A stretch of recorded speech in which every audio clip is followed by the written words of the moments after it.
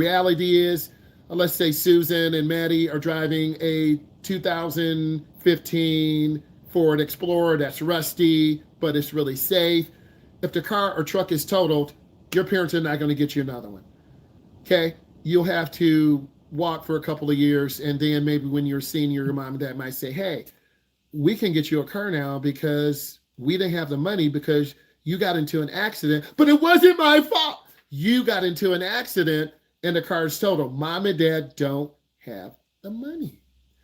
Man, I see Caden is missing right now. I wonder, oh, Caden, there you go, man. I was just calling your name. I said you were missing. Wow. I just want to make sure you get your hours.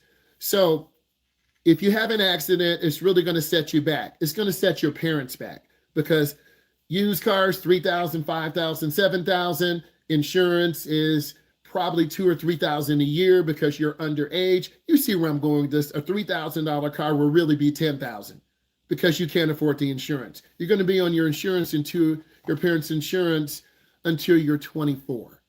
So we're talking some reality now. So you don't want to have an accident, right?